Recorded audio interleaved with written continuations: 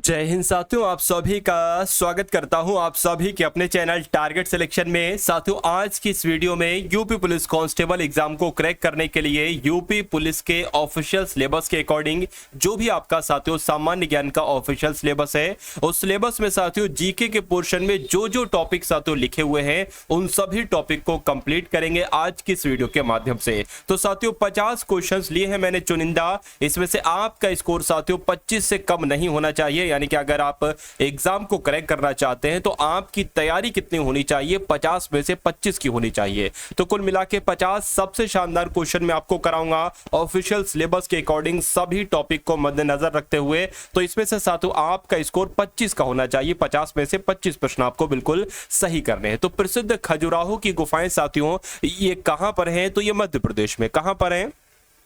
ये मध्य प्रदेश में। यानी कि जिनका भी आंसर यहां पर बी है तो बिल्कुल करेक्ट है। दिल्ली की जो जामा मस्जिद है इसको साथियों किसने बनवाया था? तो ताजमहल, जो आगरा का ताजमहल है वो भी साथियों किसने बनवाया था? शाहजहां ने, और उन्होंने ही दिल्ली की जामा मस्जिद को बनवाया था। तो जो लोग भी यहां पर हैं ऑप्शन नंबर बी के साथ मैं कहूंगा कि आप सभी का आंसर बिल्कुल करेक्ट है। उसके बाद देखिए कि विश्व पर्यावरण दिवस साथियों कब मनाया जाता है? तो भाई विश्व पर्यावरण दिवस तो 5 जून को मनाया जाता है।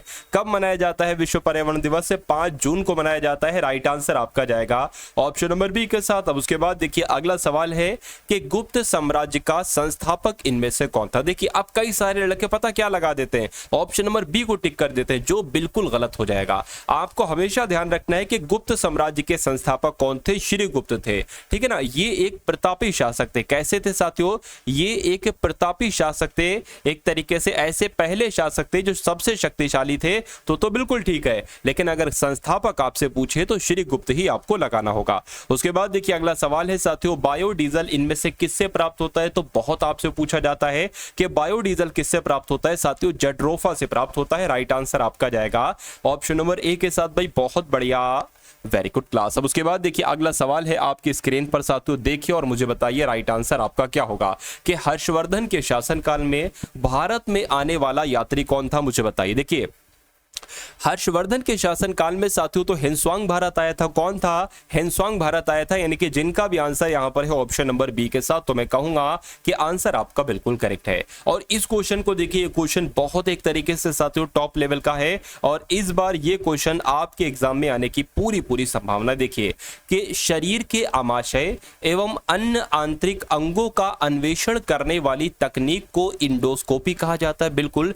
तो आपसे सवाल ये पूछा जा रहा है कि इंडोस्कोपी ये किस सिद्धांत पर आधारित है? तो अगर सवाल ये पूछा जाए तो आपको लगा देना है पूर्ण आंतरिक परिवर्तन के सिद्धांत पर आधारित है इंडोस्कोपी तकनीक। आपसे ये भी पूछा जा सकता है कि भाई इंडोस्कोपी तकनीक का इस्तेमाल कहां पर किया जाता है? तो शरीर के आमाशय और जो अन्य आंतरिक अंग है शरीर के, उनका एक तरीके से अन्वेषण किया जाता है इसके द्वारा, इंडोस्कोपी के द्वारा। तो इतनी बात आप लोग ध्यान रखना है। उसके बाद देखिए अगला सवाल है कि भारत में ऊर्जा उत्पादन में सबसे अधिक हिस्सा किस प्रकार के ऊर्जा के उत्पादन का है? तो सवाल अगर आपसे पूछा जाए तो ऊष्मीय ऊर्जा आपको बताना है। क्या साथियों आपको बताना है कि भारत में ऊर्जा उत्पादन में सबसे अधिक हिस्सा किस प्रकार के ऊर्जा उत्पादन का है? तो ऊष्मीय ऊर्जा उत्पादन का है। अब उसके बाद देखिए अमजद अली खां, ये बहुत पूछे जाते हैं, पता नहीं इनमें क्या है कि वाद्य यंत्र की अगर बात करें पूछा जाता है कि अमजद अली खां किस वाद्य यंत्र के वादन थे, यानी कि ये कौन सा वाद्य यंत्र बजाते थे, ऐसे आपसे पूछा जाएगा, ठीक है ना।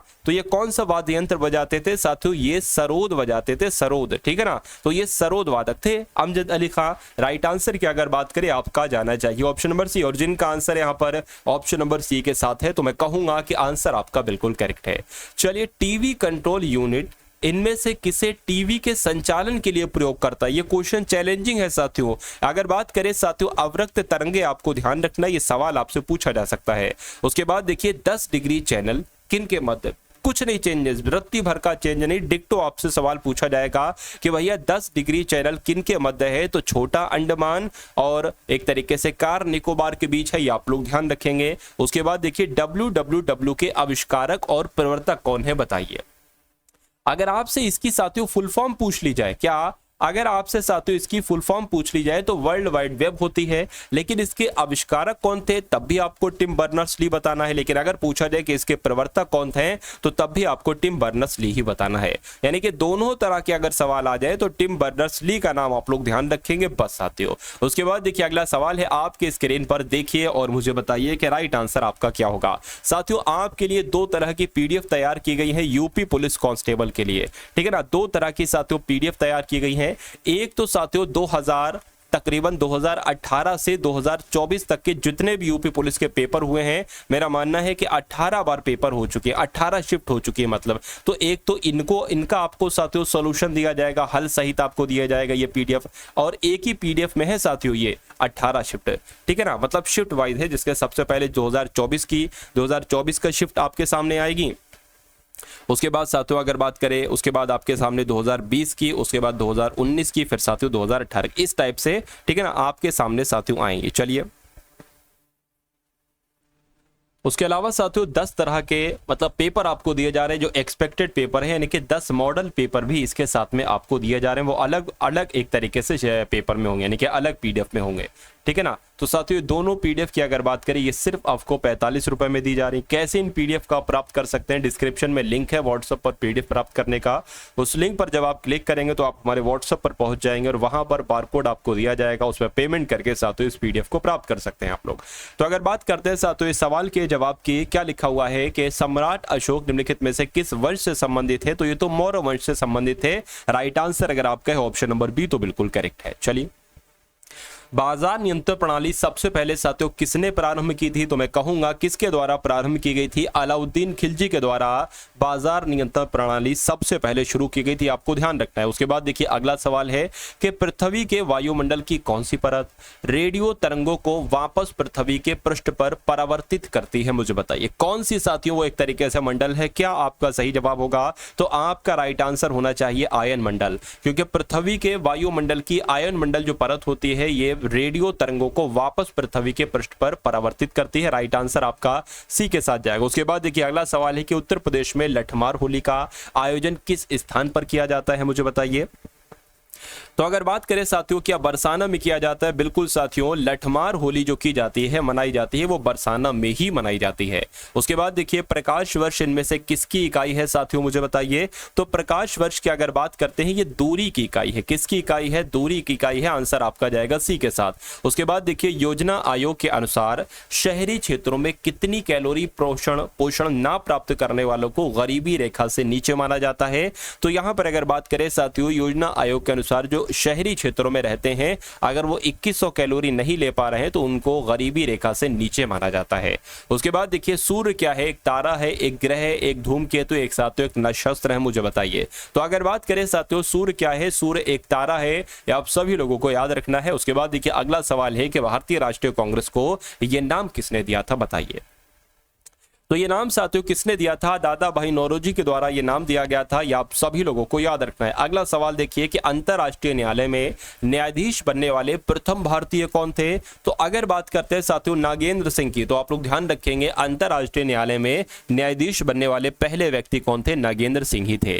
चलिए भाई उसके बाद देखिए अगला सवाल है आपकी स्क्रीन पर, देखिए आप मुझे बताइए कि निम्नलिखित में से किस इस्पात कारखाने की स्थापना दूसरी पंचवर्षीय योजना के दौरान की गई थी। तो ये सवाल आपसे इस टाइप से पूछे जाते हैं कि भाई किसकी स्थापना पहली पंचवर्षीय योजना की गई थी, किसकी स्थापना दूसरी पंचवर्षीय योजना के दौरान की गई थी। तो आप लोग ध्यान रखेंगे दूसरी पंचवर्षीय योजना के दौरान साथियों दुर्गापुर इस्पात कारखाने की स्थापना की गई थी, भिलाई इस्पात कारखाने की स्थापना की गई थी, राउरकेला इस्पात कारखाने की स्थापना की गई थी। इसलिए राइट आंसर आपका जो जाएगा वो ऑप्शन नंबर डी के साथ जाएगा। उसके बाद देखिए अगला सवाल है वायुमंडलीय दाब मापा जाता है, यानी कि किसके द्वारा साथियों मापा जाता है वायुमंडलीय दाब। तो आप लोग ध्यान रखेंगे बैरोमीटर के द्वारा ही वायुमंडलीय दाब साथियों मापा जाता है, जिनका भी आंसर यहाँ पर है ऑप्शन नंबर सी के साथ। तो मैं कहूंगा कि आप सभी का आंसर बिल्कुल करेक्ट है। चलिए उसके बाद देखिए अगला सवाल है साथियों आपके स्क्रीन पर कि भारत के पश्चिमी समुद्र तट पर वर्षा किस मानसून द्वारा होती है। तो साथियों वर्षा किस मानसून के द्वारा होती है, दक्षिण पश्चिम मानसून के द्वारा होती है, ये आप सभी लोग ध्यान रखेंगे। अगला सवाल देखिए कि एक जनजाति है साथियों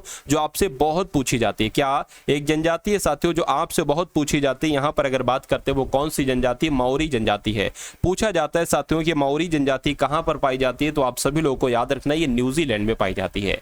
कहां पर माओरी जनजाति पाई जाती है साथियों, न्यूजीलैंड में माओरी जनजाति पाई जाती है। जिले में आपराधिक प्रशासन का प्रधान कौन होता है साथियों, मुझे बताइए। चलिए, यानी कि आपका सही जवाब की अगर बात करते हैं साथियों तो डिस्ट्रिक्ट मजिस्ट्रेट यानी कि जिला अधिकारी आपके सवाल का बिल्कुल करेक्ट आंसर हो जाता है। उसके बाद देखिए स्तनधारियों में लाल रुधिर कणिकाओं का निर्माण कहां होता है, यकृत में, तिल्ली में, अस्थि मज्जा में या साथियों वृक्क में।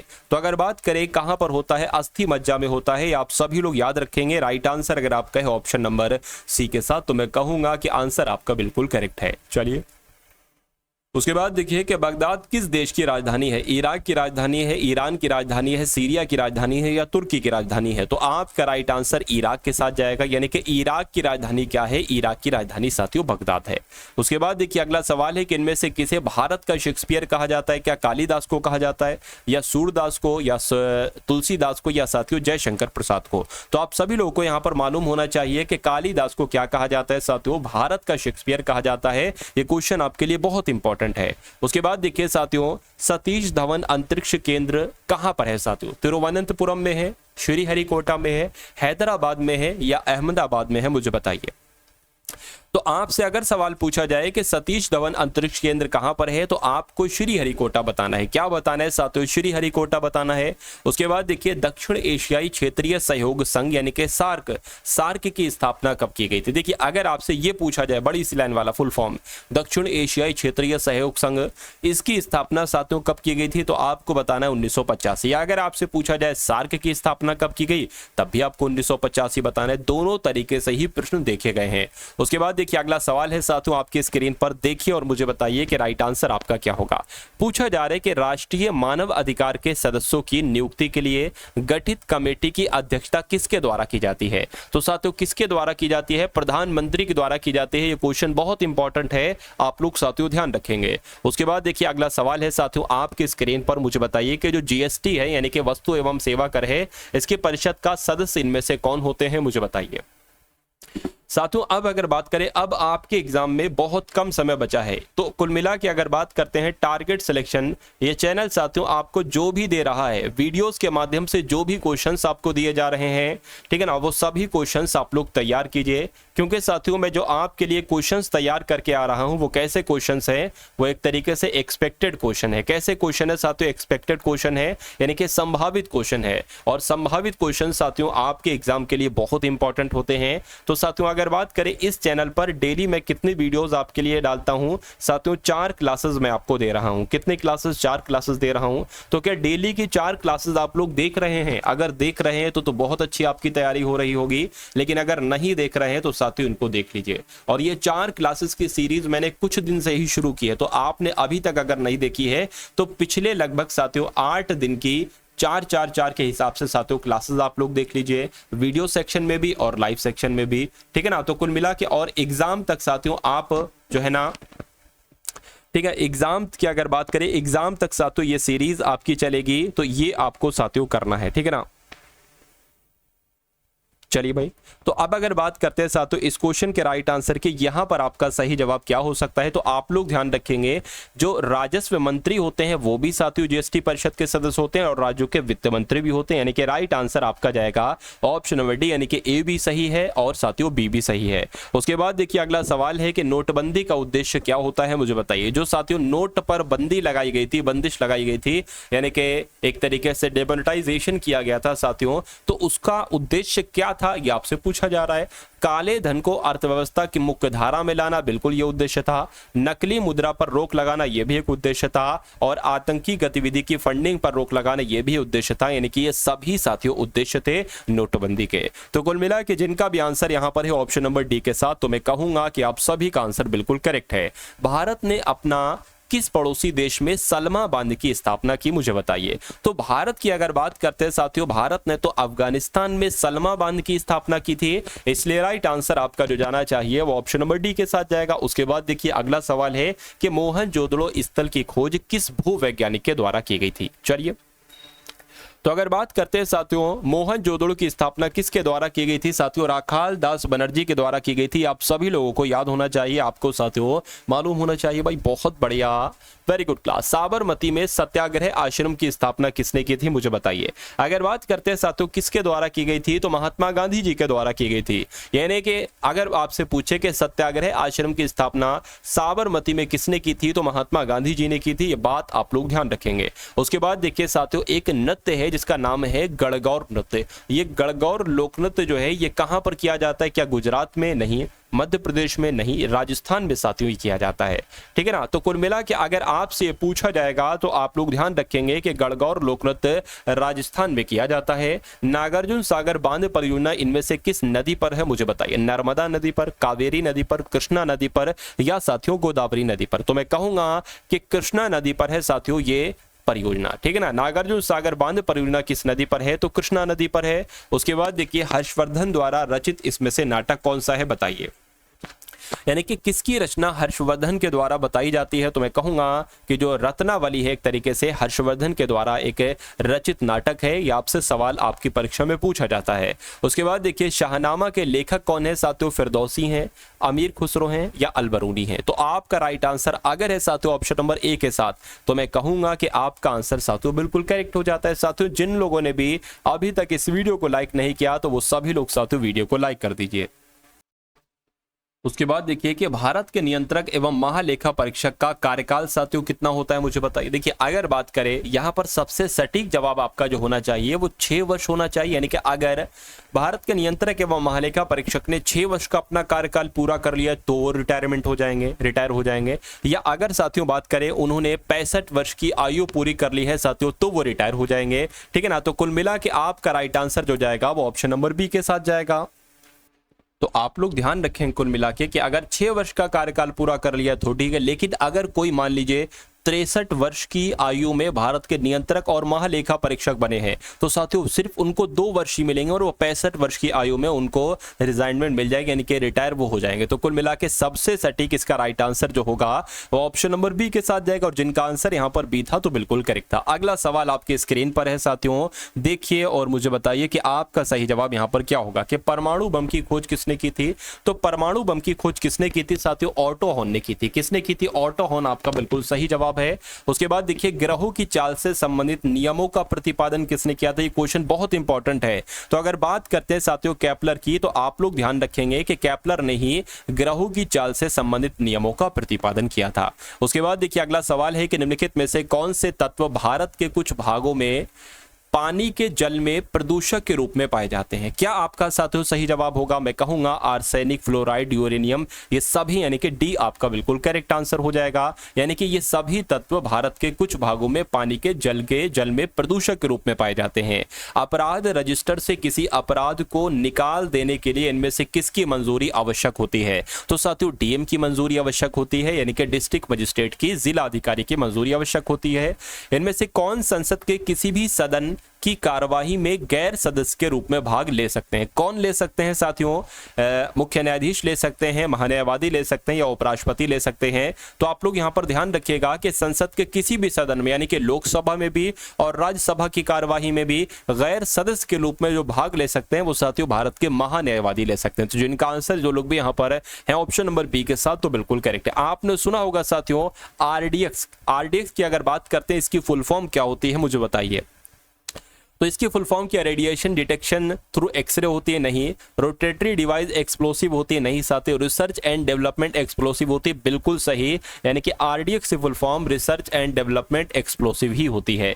उसके बाद देखिए स्वामी हरिदास जयंती उत्तर प्रदेश के किस नगर में मनाई जाती है? तो साथियों यहाँ पर अगर बात करें जो स्वामी हरिदास जयंती है ये यूपी के वृंदावन में मनाई जाती है।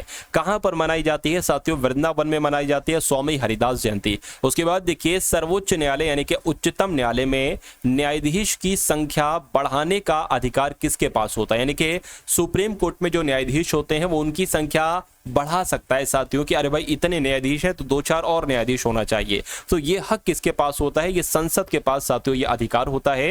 यानी कि राइट आंसर आपका जाएगा ऑप्शन नंबर सी के साथ। भाई बहुत बढ़िया, वेरी गुड क्लास। तो साथियों इस क्लास को आप लोग लाइक कर दीजिएगा और जिन लोगों ने भी चैनल पर साथियों नए और चैनल को अभी तक सब्सक्राइब नहीं किया तो साथियों तुरंत सब्सक्राइब कर लीजिएगा। और जिस पीडीएफ का मैंने जिक्र किया था साथियों, वो पीडीएफ आपके लिए बहुत इंपॉर्टेंट है क्योंकि लगभग 65 से 70% पेपर आपका वहीं से फंसेगा। सिर्फ आपको 45 रुपए में ये पीडीएफ दी जा रही है, ठीक है ना। उसके अलावा यूपी पुलिस कांस्टेबल प्लेलिस्ट का लिंक भी डिस्क्रिप्शन में होगा, उसमें कुछ वीडियोस मैंने ऐड कर रखी हैं। मेरा मानना है वो पूरे संपूर्ण सिलेबस को कवर करेंगे और वो बिल्कुल निःशुल्क है। तो ये दोनों काम आप करेंगे, मेरा मानना है कि एग्जाम आपका बहुत आसानी से निकल जाएगा। तो इस वीडियो को अपने मित्रों के साथ शेयर कीजिएगा, वीडियो को लाइक कीजिएगा, एक प्यारे से कमेंट के माध्यम से बताइएगा कि ये क्लास आपको कैसी लगी। तो मिलते हैं हम सभी लोग आने वाली वीडियो में। जय हिंद साथियों।